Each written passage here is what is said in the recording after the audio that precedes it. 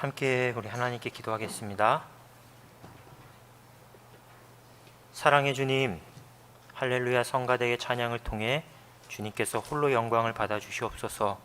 주님, 우리의 믿음이, 우리의 삶이 주님 뜻대로 하옵소서. 진심으로 이렇게 주께 고백하고 주님께 다 맡길 수 있는 믿음의 삶 되게 하여 주옵소서. 우리의 마음이 하나님을 거역한다면 우리의 마음을 접게 하시고, 우리의 손이 하나님을 뿌리친다면 우리의 손을 꺾으시고, 우리의 발이 하나님의 뜻이 아닌 다른 곳을 향한다면 걸음을 멈추고 주님을 따라가게 하여 주시옵소서. 이 시간 우리에게 주시는 말씀을 통해 그 결단이 우리 가운데에 서기를 소원합니다. 우리 마음과 생각에 주님의 말씀이 더 깊이 새겨지게 하여 주옵소서. 살아 움직이는 하나님 말씀, 그 은혜와 능력이 이 시간 우리 모두에게 충만히 채워지게 하여 주시옵소서. 예수 그리스도의 이름으로 기도합니다. 아멘. 할렐루야. 네, 한 주 동안에도 평안하게 잘 지내셨습니까? 네, 여전히 날씨는 좀 짓궂습니다. 네, 그래도 마음의 평안을 빼앗기지 마시고 잘 지키시면서 은혜 가운데 살아가시기 바랍니다. 우리 계속해서 팔복에 관한 말씀 함께 나누고 있습니다. 오늘은 세 번째 시간으로 온유한 자는 복이 있나니 그들이 땅을 기업으로 받을 것이며, 이 말씀 우리가 함께 나누려고 합니다. 우리 성도님들은 온유하다, 이 온유하다라는 말 들으시면 또 생각하시면 어떤 이미지, 어떤 모습이 가장 먼저 마음속에 그려지십니까? 온유하다. 네, 아마 이렇지 않을까 싶습니다. 딱 겉으로 보기에 뭔가 좀 푸근하고 부드러운 그런 인상을 가진 사람들, 아니면 평소에 말과 행동이 배려기심이 좀 깊고 또 친절하고 겸손한 사람, 그런 사람을 우리가 떠올리면서 참 온유하다라고 생각을 합니다. 이걸 조금 우리말로, 우리가 평상시에 쓰는 말로 바꿔보면 참 사람 좋아, 참 사람 순해, 인상 좋다, 참 착하다, 이런 말이 어떻게 보면 우리가 실제 삶에서 사용하는 온유하다라는 그 표현이지 않을까 싶습니다. 국어사전을 찾아봤더니 실제 이 온유하다라는 뜻이 성격이나 태도 따위가 온화하고 부드럽다, 그게 바로 사전에서 정의하는 온유하다라는 말의 뜻입니다. 우리가 알고 있는, 사용하는 이 온유하다의 뜻과 사전적인 의미와 크게 다르지 않죠. 같은 맥락에서 오늘 우리가 마태복음 5장 5절 이 온유한 자의 복을 이해할 때도 그렇고요, 우리가 신앙생활을 왜 하는가, 우리가 신앙생활을 해서 다다르고자 하는 목표가 무엇인가를 생각할 때 역시나 같은 의미에서의 온유하다를 생각합니다. 이런 겁니다. 예수님을 내가 잘 믿어서 또 기도, 말씀, 찬양, 이렇게 잘 신앙생활해서 예수님처럼 부드럽고 온화한 사람, 따뜻한 사람, 겸손한 사람 되고 싶다. 그게 우리가 신앙에서도 이해하는 온유하다의 뜻입니다. 그런데 오늘 말씀은 우리가 조금 더 깊이 알아보고 또 묵상하면 물론 그런 뜻도 있습니다. 하지만 주님이 말씀하신 온유한 자의 복되다 하신 온유한 자의 모습은 그것보다는 조금 더 풍성한 의미를 담고 있습니다. 오늘 본문에서 주님이 복되다라고 말씀하신 이 온유한 사람, 이 온유하다라는 말의 뜻은 헬라어로는 프라우스라는 단어인데요, 이 단어는 사나운 짐승을 잘 길들여서 주인이 뜻대로, 주인이 하고자 하는 대로 만드는 것, 그게 바로 오늘 본문에 쓰인 온유하다의 뜻입니다. 자기 멋대로 마음대로 하려고 하는 짐승들을 잘 길들여서 주인이 가라면 가고 서라면 서고, 심지어 훈련된 서커스단의 동물들 같은 경우는 불구덩이라도 뛰어들게끔 하는 것, 그게 바로 오늘 본문에 쓰인 온유하다의 원뜻입니다. 그 뜻이 사람에게 적용된 겁니다. 사람에게 적용되어서 품성이 좋다, 부드럽고 따뜻하다, 친절하다, 그걸 바로 온유하다라고 사용하는 겁니다. 이렇게 보면 주님이 오늘 말씀하신 이 온유하다라는 뜻은 태어날 때부터 가지고 태어난 겁니까? 천성입니까? 아니지요. 길들여진 것입니다. 오랜 시간 수많은 시행착오와 훈련을 통해서 자연스럽게 몸에 익히게 된 것이 바로 온유하다, 온유한 성품, 온유한 사람의 모습입니다. 그렇다면 길들여진다, 무엇인가에 길들여진다라는 건 어떤 의미일까요? 반려동물의 예를 제가 한번 들어보겠습니다. 오래전에 TV에서 제가 본 사례인데요. 한 가정의 아버지가 있었습니다. 근데 이 아버지는 강아지라면 아주 손사래를 칩니다. 일단 냄새나고 똥오줌 잘 못 가리면, 대수변 못 가리면 집안 어지럽히고 털 날리고, 또 저도 학생 때 강아지를 키워봤지만 아프면 큰일 납니다. 사람 병원비보다 치료비보다 훨씬 더 많이 들어가기 때문에 그렇죠. 그런 이유로 아버지는 난 절대 강아지 안 키운다, 너도 못 키워, 우리 집은 강아지 못 키워라고 아예 선언을 했습니다. 그런데 딸이 하도 졸라대니까 사정사정해서 어쩔 수 없이 못 이기는 척 강아지를 키우게 했습니다. 그런데 어떤 일이 일어납니까? 그렇게 싫다고 했던 아버지가 어느 날부터 강아지를 더 끔찍하게, 딸보다 더 끔찍하게 생각하는 겁니다. 완전히 달라졌지요. 퇴근도 일찍 합니다. 강아지 산책도 시키고 먹이도 주고 목욕도 시키고, 그렇게 강아지와 많은 시간을 보내는 겁니다.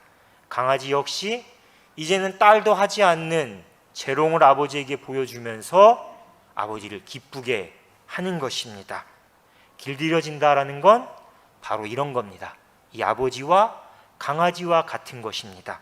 어느 한쪽이 해, 말어, 이렇게 일방적으로 지시를 내리는 것이 아니라, 또 다른 한쪽은 어쩔 수 없이 억지로 따라가는 것이 아닙니다. 길들여진다라는 건 새로운 관계를 맺어가는 겁니다. 새로운 관계. 처음엔 싫었습니다.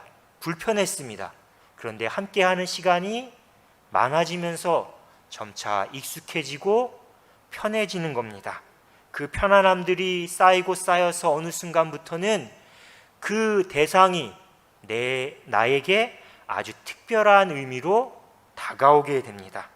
그리고 언제부턴가는 나도 모르는 사이에 그 대상과 함께하는 시간을 기다리게 되고 좋아하게 되고 함께하면 행복하게 되는 것, 그게 바로 길들여진다라는 겁니다.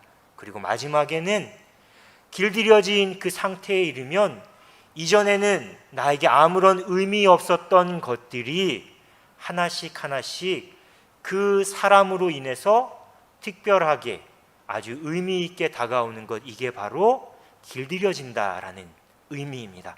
어린 왕자라는 어른들을 위한 동화에 나오는 이 어린 왕자와 사막 여우의 대화, 그 대화를 통해 제가 이 아버지와 강아지의 예를 통해 우리 성도님들께 말씀을 드렸는데요. 똑같습니다. 단순히 강아지를 키우는 일뿐만이 아니라 우리가 살아가면서 새로운 사람을 만나 관계를 맺을 때, 교제를 맺을 때, 또 다른 많은 것들과 새롭게 길들여지는 관계를 맺을 때 우리 삶에 이러한 변화가 나타나고요. 나도 모르는 사이에 점점 내 삶에 영향력을 끼치게 되는 것이지요. 이런 점에서 우리에게 중요한 건 길들여짐 그 자체도 중요하지만 내가 무엇에, 누구에게 길들여지는가, 이게 가장 중요합니다.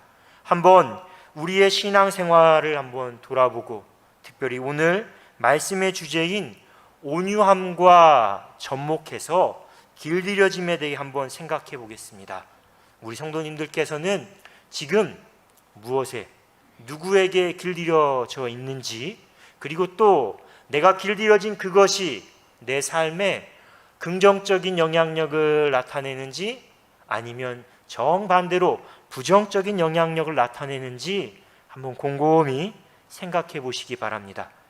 요즘에 제가 유튜브를 핸드폰으로 이렇게 보게 되거나 아니면 사람 주변에 이제 지인들의 소식을 어떻게 지내나 한번 확인하려고 페이스북 같은 걸 들어가게 되면 알고리즘이라고 해서 가장 먼저 저에게 보여주는 영상들이 있습니다. 근데 저는 특별한 관심을 갖고 있는 건 아닌데 언제부턴가 요즘 저에게 가장 먼저 보여지는 영상이 보복운전에 관한 영상입니다. 한문철 변호사라고 잘 아시죠? 교통사고 전문 변호사, 방송에 많이 출연하는 그분이 만든 짧은 영상들이 참 많이 저에게 뜨더라고요. 그래서 이렇게 한 번씩 보게 됩니다. 보복운전이 어떤 건지는 아마 다 잘 아실 겁니다. 운전 중에 경적을 빵빵 이렇게 세게 울리거나 아니면 내가 운전을 하는데 누군가 갑자기 휙 끼어들거나 반대로 내가 끼어들려고 하는데 끼어들지 못하게 해서 화가 나서 에라 모르겠다 하고 마치 복수심에 불타서 하는 운전, 그게 바로 보복운전이죠. 상대방 차보다 먼저 앞서가서 상대방 차량이 마음대로 진로하지 못하게 가로막는 것, 이런 경우도 있고요. 또 어떤 때는 앞에서 브레이크를 밟았다가 악셀을 밟았다가 가다 서다 하면서 상대방을 움찔움찔 사고의 위협을 주는 겁니다. 그게 보복운전이고요. 또 심지어 제가 본 영상 중에는 올해 봄에 일어난 이 노원 쪽에서 일어난 일이었는데 운전을 하다가 갑자기 어떤 차가 앞에서 차를 세우더니 야구방망이를 꺼내오는 겁니다. 야구방망이를 꺼내서 어떡하냐면 상대방의 차 유리를 진짜 깨는 거죠. 아이가 뒷자리에 타고 있는데 신경 쓰지 않고 그냥 막 자기 화에 어쩔 수 없어서 막 야구방망이를 휘두르는 그런 일까지 일어납니다. 물론 상대방이 피해자가 원인을 제공했을 수도 있습니다. 운전이 조금 서툴렀거나 또 그랬을 수도 있죠, 충분히.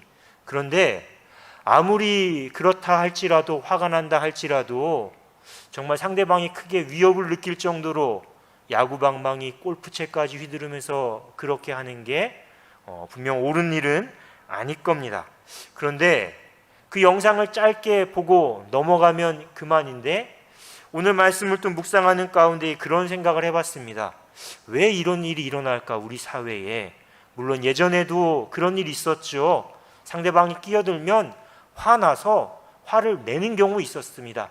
그런데 어떻게 했습니까? 옆에 다가서서 창문 쓱 내리고 한번 시원하게 하고 그냥 갈 길 가는 그 정도이지 않았나 생각을 하는데 요즘에 완전 차원이 다른 겁니다. 뒷일 생각하지 않고 그냥 순간 자기 분노를 참지 않고 있는 그대로 다 그 자리에서 쏟아내는 거죠. 그런데 이게 생각해보면 운전할 때만 그런 게 아닙니다. 그리고 몇몇 성격 나쁜 사람, 성질 급한 사람, 그 몇몇 소수의 문제가 아닙니다. 우리 성도님들 이런 말 많이 들어보셨을 겁니다. 또 간혹 하셨을 수도 있습니다. 가만히 있으면 뭐로 본다고 합니까? 가만히로 보고요. 보자 하니까 뭐로 본다고 하죠? 보자기로 보고. 또 영화 중에 제가 오래전에 봤던 영화 중엔 이런 대사도 있었습니다. 호의가 계속되면 권리인 줄 안다. 가만히 있으니 가만히로 보고 보자 하니까 보자기로 보고 호의가 계속되니 권리인 줄 안다. 이 말에 가만히 생각해보면 이런 게 들어있습니다. 마음의 여유를 잃어가는 우리의 모습, 상대방을 조금 이해하려고 하고 배려하고 먼저 하십시오. 그래요, 내가 이번엔 좀 참을게요. 이렇게 양보하는 그런 미덕들, 그런 모습을 잃어가는 우리의 모습이 이런 말 가운데에 다 담겨 있는 거지요. 반대로 참으면 안 돼. 가만히 있으면 너만 손해봐. 너만 바보 돼.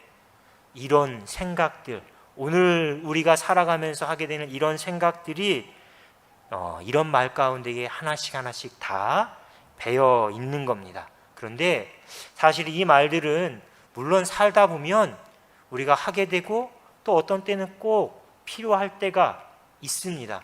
하지만 오늘 온유함, 주님이 말씀하신 이 온유함과는 사실 이 말들, 이 삶의 태도는 거리가 멉니다. 우리 사회에서 언제부턴가 이런 것들이 점점 많아지는데 작은 불편, 희생, 손해 참지 못한다고 하는데 우리가 분명히 기억할 것은 이건 온유함과는 거리가 멀다라는 겁니다. 주님께서 우리에게 말씀하시는 건 이렇게 살아라는 것이 아니라 온유한 자가 복되다 말씀하십니다. 그럼 주님께서 말씀하신 온유한 자가 복되다 이 말의 뜻이 무엇일까요? 앞서 제가 처음에 설명드린 그 온유하다라는 뜻에 비추어 생각해 보면 이런 겁니다. 온유하다라는 것은 성격대로 사는 것이 아닙니다. 또 세상의 풍조, 세상의 경향에 따라서 거기에 길들여져 사는 것도 아닙니다. 온유한 삶, 온유한 사람은 하나님께 길들여져 사는 사람입니다. 하나님의 뜻에 따라 사는 사람입니다. 이런 점에서 온유함은 타고난 천성도 아닙니다. 그렇다고 우리가 열심히 노력한다고 인간적인 노력만으로 얻을 수 있는 것도 아닙니다.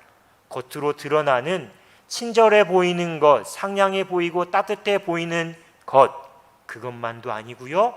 우리의 속사람과 겉사람 모두가 다 성령의 어루만지심, 또 하나님의 말씀의 가르침에 따라 서서히 변해가는 것, 그게 바로 오늘 주님께서 말씀하신 온유함의 참뜻입니다. 하나님을 만나면, 하나님을 제대로 만나면 아무리 거칠고 모난 사람도 온유한 사람으로 변화됩니다. 하나님께서 때론 그 사람의 거친 심성을 부드러운 손길로 어루만져 주시기 때문이지요. 계속해서 말씀으로 가르쳐 주시고 때로는 그 사람이 원치 않았을지라도 연단의 과정을 통해서 하나님께서 하나님의 뜻에 따라 살아갈 수 있도록 천천히 또 때로는 우리의 의지와 다르게 강권하심으로 그 사람을 길들이시기 때문입니다. 그 대표적인 사람, 그 대표적인 인물이 바로 우리가 민수기 말씀에서 살펴볼 모세입니다. 모세.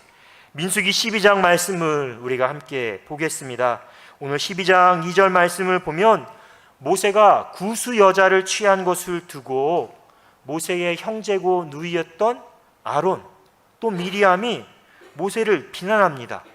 여호와께서 모세와만 말씀하셨느냐? 우리와도 말씀하지 아니하셨느냐? 이렇게 이야기하는 겁니다. 그런데 말씀을 잘 보면 단순히 모세가 구스 여자를 취한 그 행동에 대해서만 비난하는 게 아닙니다. 자, 말씀을 보면 하나님께서 세우신 지도자 모세, 그 모세의 리더십을 부정합니다. 모세의 리더십을 부정하는 겁니다. 근데 나아가 생각해 보면 이건 모세만 부정하는 게 아니라 누구를 부정하는 겁니까? 하나님을 부정하는 겁니다. 하나님께서 세우신 지도자를 부정하고 대적하기 때문에 하나님께 도전하는 것이죠. 그런데 오늘 말씀 가운데 우리가 주목해야 할 점은 이런 자신에 대한 비방에 대한 모세의 반응입니다. 모세가 어떻게 반응합니까? 어떤 말도 하지 않습니다. 화도 내지 않고 그렇다고 어떻게 그들에게 대항하는 어떤 대응을 하는 것도 아닙니다. 시종일관 쭉 침묵입니다. 침묵. 그리고 쭉 내려가셔 말씀을 보시면 13절에 가서야 모세가 처음으로 반응을 보입니다. 13절에 가서야. 그런데 더 놀라운 건 모세의 반응이 우리가 생각하지 못했던, 평소에 우리가 알고 있었던 이런 상황에선 이렇게 행동할 거다라는 그런 모습이 아닙니다. 자신을 비난했던 누이, 그 누이 미리암을 위해 모세가 하나님께 기도합니다. 하나님, 미리암을 고쳐주옵소서. 그렇게 하나님께 부르짖어 기도하는 것, 그게 모세의 첫 번째 반응입니다.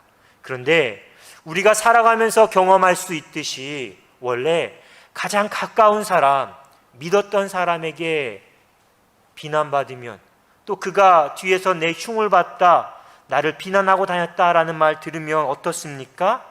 더 배신감 느끼고 더 화가 나는 게 사람 마음 아닙니까? 그런데 모세는 자기 형제 누이, 가장 가깝고 믿었던 사람이 비난했는데, 그래서 더 화낼 수도 있는데 침묵합니다. 그리고 중보 기도를 하는 것이죠. 모세가 어떻게 이런 행동을 할 수 있었을까요? 오늘 본문 말씀 2절 후반절 그리고 3절 말씀에 이렇게 이야기합니다. 여호와께서 이 말씀을 들으셨더라. 이 사람 모세는 온유함이 지면의 모든 사람보다 더하더라. 자, 성경은 하나님께서, 여호와께서 이 말, 그러니까 모세를 비난하는 그 말을 들으셨다, 이렇게 이야기하고 있죠. 그리고 이어지는 말씀을 보겠습니다. 3절에서는 하나님께서 모세를 칭찬하십니다. 그리고 4절에서는 갑자기, 그러니까 당장 모세와 미리암과 아론 너희들 다 여기 한번 모여봐. 갑자기 하나님이 이 셋을 회막 앞으로 부르십니다. 그리고 5절 이하에서는 참 놀라운 게, 비난을 받았던 모세는 하나님께서 한없이 높여주시고요, 반대로 아론과 미리암에게는 하나님이 진노하시고 벌을 내리십니다. 놀랍지 않습니까? 모세는 아무것도 하지 않았습니다.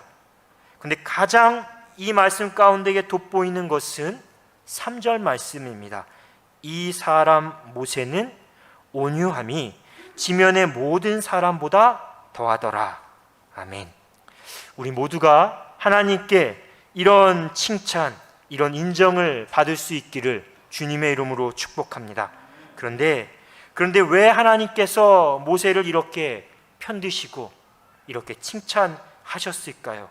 저는 그 이유가 앞서 우리가 살펴봤던 하나님께서 이 말씀을 들으셨다라는 그 말씀 가운데 있다고 생각합니다.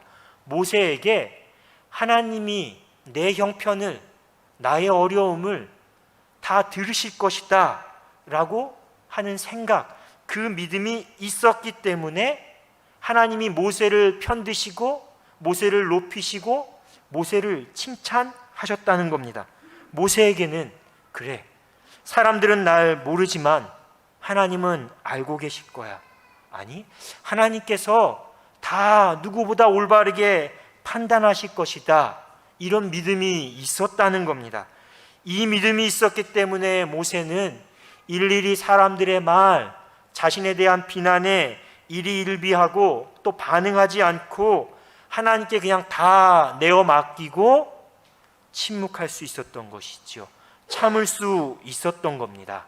그런데 모세는 사실 이런 사람이 아니었습니다. 우리가 모세를 잘 알고 있지 않습니까? 그가 어떤 상황 가운데에 태어났고 또 그의 성장 배경이 어땠고 또 모세가 하나님께 부르심을 받기까지 어떤 삶을 살았는지 우리가 잘 알고 있습니다. 이유와 어떻든 모세는 참 기구한 인생을 살았습니다. 그렇지 않습니까? 그런데 기구한 인생을 살았던 만큼 모세의 삶에는 자기가 원치 않았었던 상처가 있습니다. 아픔이 있는 것이지요. 다른 말로 하면 모세의 마음에는, 삶에는 늘 응어리진 그 한이 있었다라는 겁니다. 그리고 또 우리가 말씀을 통해 알 수 있는 건 모세의 성품 역시 그렇게 온전하지가, 그렇게 온순하지가 않았습니다. 욱하고 순간의 분노를 참지 못해서 사람을 때려 숨지게 할 만큼 다혈질인 사람이 바로 모세이지 않습니까? 그런데 오늘 말씀을 보면 말 그대로 우리 모세가 달라졌어요 합니다. 하나님을 통해, 하나님을 만나서 모세가 완전히 변화된 것이지요. 미디안 광야로 도망친 이후 40년 동안 모세를 치면서 또 이스라엘의 지도자로 백성을 광야 생활 중에 인도하면서 모세가 온유한 사람으로 서서히 변화됐다라는 겁니다. 생각해 보면 그래서 모세에게는 이 미디안 광야 40년이라는 시간이 그냥 고생하는 시간, 고독하고 외로운 시간이 아닙니다. 그가 하나님께 길들여지는 시간이었습니다. 온유하신 하나님과 더 1대1 단독자로 만나서 깊이 교제하고 하나님을 닮아가는 시간이었던 것이지요. 욱하는 자기 성격 내려놓게 되고요, 자기가 꿈꿨던 자기 계획, 야망들 버리게 되고 그저 하나님을 더 의지하고 하나님의 말씀, 그 가르침과 지도하심에 순종하는 법, 그 법을 배우는 시간이 바로 이 광야 40년 그 시간이었다는 겁니다. 하나님은 그렇게 한편으로는 모세를 가르쳐 주셨습니다. 또 다른 한편으로는 모세의 그 상처와 아픔을 어루만져 주시면서 치유하고 회복할 수 있도록 하셨던 것이지요. 모세는 그 시간을 통해 하나님께 이렇게 길들여졌던 겁니다. 그런데 모세뿐만이 아닙니다. 생각해 보면 이스라엘 백성이 광야 40년 그 시간 역시 똑같습니다. 그들 역시 애굽에서 길들여진 그 마음, 그 완악함을 버리고 하나님께 길들여지는 시간, 그 시간이 바로 광야 시간이었습니다. 이스라엘 백성이 광야에서 애굽에서 나왔지만 어떤 마음으로 어떠한 삶의 태도로 갖고 살았는지 우리가 잘 알고 있습니다. 몸은 빠져나왔습니다. 그런데 마음은 여전히 어디에 머물러 있었습니까? 애굽에 머물러 있었죠. 끊임없이 애굽을 그리워하고 돌아가고 싶다 그렇게 말하지 않았습니까? 하나님께서 그런 이스라엘 백성을 광야 40년 시간을 통해서 훈련시키신 겁니다. 길들이신 겁니다. 왜냐하면 그 마음 가지고는 가나안 땅 가도 소용없기 때문에, 가나안 땅을 그 마음을 가지고 가면 가나안 땅 역시 또 다른 애굽으로 만들 거기 때문에 새로운 사람으로 하나님이 빚어내시는 것이지요. 그런데 그런 하나님의 광야 훈련 중에 가장 특별한 훈련이 하나가 있습니다. 뭐냐면요, 바로 구름기둥과 불기둥으로 이스라엘 백성이 하나님의 인도하심을 따르게 하는 겁니다. 하나님은 이스라엘 백성에게 구름기둥, 불기둥이 움직이면 너희도 움직여라. 구름기둥, 불기둥이 멈추면 너희도 멈춰라. 그렇게 명령하셨습니다. 너희 마음대로 더 가고 싶다고 갈 수 있는 것도 아니고요, 힘들다고, 가기 싫다고 가만히 앉아 있을 수 있는 것도 아니었습니다.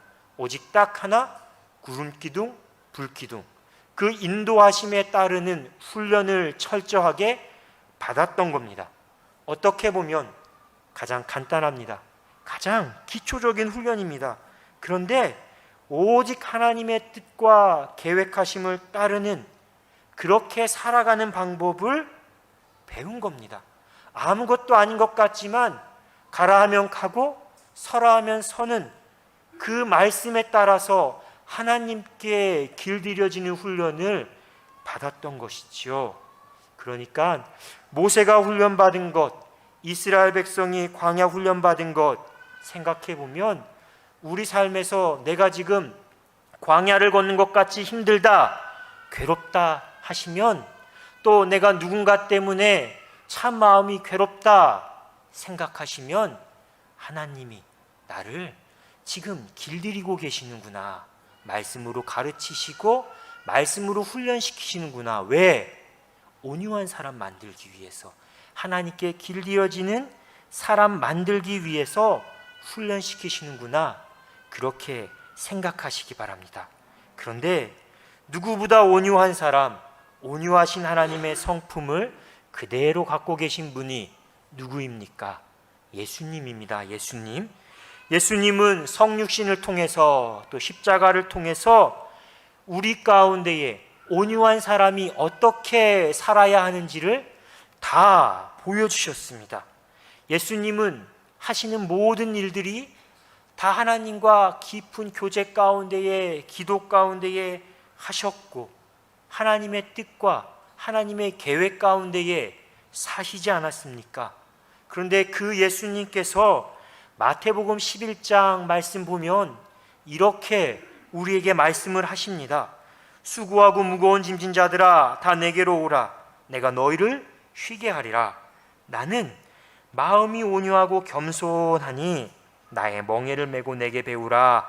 그리하면 너의 마음이 쉼을 얻으리니 이는 내 멍에는 쉽고 내 짐은 가벼움이라 하시니라. 아멘. 예수님이 자신을 누구라고 소개하고 계십니까? 나는 마음이 온유하고 겸손한 자다, 이렇게 말씀하십니다. 그런데 오늘 이 말씀을 우리가 오해하면 안 됩니다. 주님께서 내가 너희들의 수고하고 무거운 짐 다 내가 그냥 짊어질게, 너희는 다 내려놓고 그냥 편히 쉬어, 이 말씀하시는 게 아닙니다. 예수님께서 오늘 마태복음 11장 가운데에 말씀하시는 것, 예수님께서 우리에게 주시겠다 약속하신 쉼과 안식은 우리가 짊어지고 있는 수고하고 무거운 짐 그걸 내려놓음으로 얻는 게 아닙니다. 어떤 것입니까? 예수님의 멍에를 함께 매는 겁니다. 예수님의 멍에를 함께 메고 주님께 배우는 겁니다. 이런 겁니다. 지금 내 어깨에, 내 삶에 A라는 무거운 짐이 있다면, 그것 때문에 낑낑대고 있다면 주님 앞에 나가서 일단 그거 내려놓고 뭐를 짊어지는 겁니까? 예수님의 짐, 예수님의 멍에를 함께 짊어지는 겁니다. 멍에가 무엇인지 우리 성도님들 잘 아실 겁니다. 소 한 마리, 소 두 마리를 한 조로, 한 결의로 말 그대로 짝꿍처럼 만드는 거죠. 그리고 둘이 이렇게 다른 길로 가면 안 되니까 그 두 소 어깨에다가 나무통 하나 떡 올려놓는 거, 그게 바로 멍에 아닙니까? 똑같이 예수님이 내가 좌하면 네가 우하고 함께 나랑 그 멍에를 짊어지자. 그리고 내가 어디로 가는지, 어떻게 가는지 네가 나에게 배우라. 나와 함께, 나와 한 팀으로 살아가자, 걸어가자. 내가 가면 가고 멈추면 멈춰라. 그 말씀 하시는 겁니다. 주님께서 그 말씀 하시는데 싫어요 하고, 함께 멍에는 맺지만 나는 이 길로 갈래요 하고, 그러면 어떻게 되겠습니까? 그것만큼 가장 고역스러운 게 없을 겁니다. 생각해 보면 주님께서 이 말씀을 하시는 건 우리에게 온유한 주님의 성품, 온유한 삶을 살아가는 주님의 모습을 배우라는 것이지요. 제가 말씀을 준비하면서 이런 생각을 하게 됐습니다. 우리가 지난 주일 오후에 함께 불렀던 찬양 기억하십니까? 주님 말씀하시면, 네, 그 찬양이 딱 오늘 말씀, 온유한 자가 복되다 하신, 내가 가면 가고 서라 하면 서는 이 말씀과 똑같습니다. 그 찬양이 주님께 길들여지는 방법, 주님의 인도하심 따라서 온유한 자, 온유한 삶을 살아가는 방법인 것이지요. 그런데 우리가 온유함에 대해서 이렇게 배웠는데요, 오늘 본문에서 말씀하시는 이 온유함을 우리가 이해할 때 놓치지 말아야 할 중요한 사실 하나가 있습니다. 분명하게 우리가 기억해야 되는데요, 살다 보면 분명하게 짚고 넘어가야 할 일이 있습니다. 그런 일이 꼭 있습니다. 그런데 그런 일에도 그냥 마냥 참고 허허허 웃고 그냥 넘어가는 것, 침묵하는 것, 그게 온유함은 아닙니다. 어떻게 보면 그건 온유함이 아니라 비겁함일 수도 있고요, 또 때로는 무책임함일 수도 있습니다. 또 다르게 생각하면 모든 사람에게 내가 그냥 착한 사람으로, 좋은 사람으로, 순한 사람으로 보이고 싶어서, 그렇게 평가받고 싶고 인정받고 싶어서 늘 부드럽게, 늘 온화하게, 친절하게 하는 건 역시 진짜 온유함은 아닙니다. 그건 어떻게 보면 온유한 척을 하는 것이죠. 모세를 보십시오. 자신에 대한 비난에 대해서는 침묵했습니다. 하지만 시내산에 올라갔을 때 아론과 이스라엘 백성이 금송아지 만들어서 숭배하고 잔치 벌일 때 모세가 어떻게 했습니까?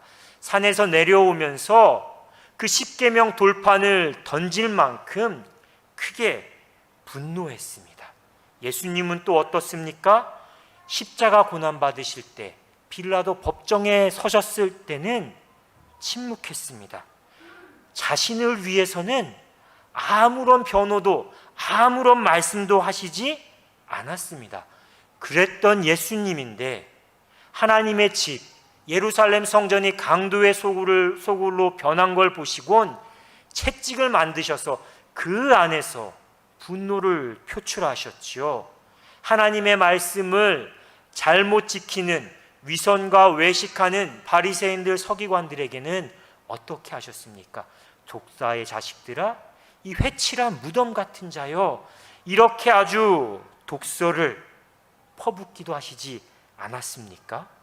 이렇게 보면, 모세와 예수님을 보면 온유함이라는 것은 힘이 없어서, 또 사람들에게 칭찬받고 싶고 싫은 소리 듣기 싫어서 참고 인내하는 게 아닙니다. 전적으로 하나님을 신뢰하기 때문에 하나님께서 다 올바로 판단해 주실 것이다 라고 믿고 맡기기 때문에 참고 침묵하는 것입니다. 반대로 나의 정당함을 주장하거나 내가 조금 더 많은 이익을 얻고 좋은 이야기를 듣고 싶어서, 또 욱하는 이 올라오는 혈기를 참지 못해서 충동적으로 분노하는 것도 아닙니다. 딱 하나, 하나님의 뜻, 하나님의 영광이 가려지는 일이었기 때문에 주저하지 않고 거룩한 마음으로 분노를 일으키신 것이지요. 사랑하는 성도 여러분, 우리가 오늘 말씀 가운데에 배워야 할 온유함, 우리가 기도를 통해 구해야 할 온유함은 바로 이 두 가지 모두가 다 갖춰진 온유함입니다. 하나님에 대한 전적인 신뢰, 반대로 하나님을 위한 거룩한 분노, 이것이 조화를 이루는 온유함이 우리가 배우고 구해야 할 온유함입니다. 그리고 이 온유함은 첫 번째, 두 번째 주님께서 가르쳐 주셨던 것처럼 가난한 심령으로 하나님께 나아갈 때 더 깊이 하나님과 교제하고 우리의 마음의 중심에 하나님을 모시고 살 때 가능합니다.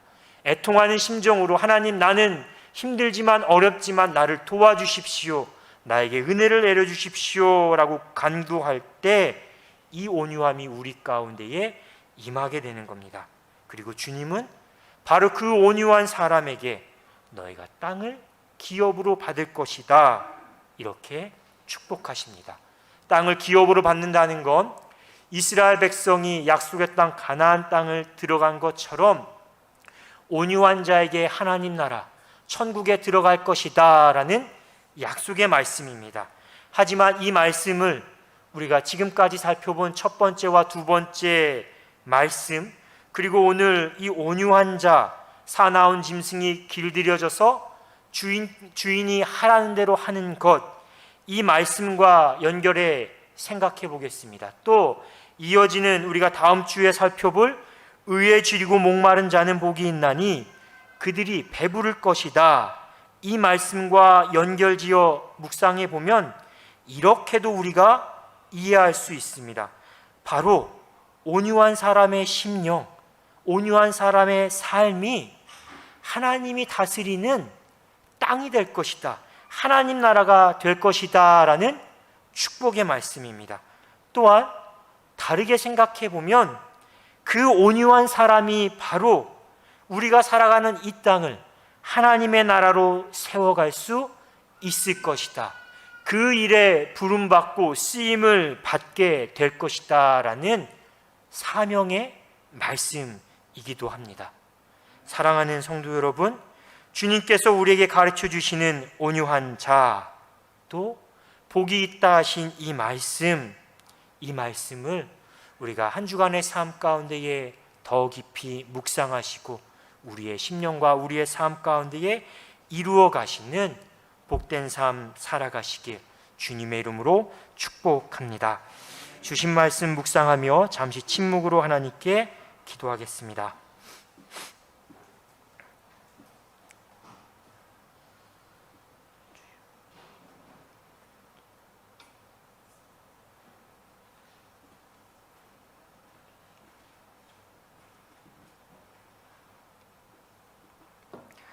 온유하신 주님, 거칠고 모난 우리의 성품을 주의 사랑으로 다듬어 주시고 새롭게 빚어 주시옵소서.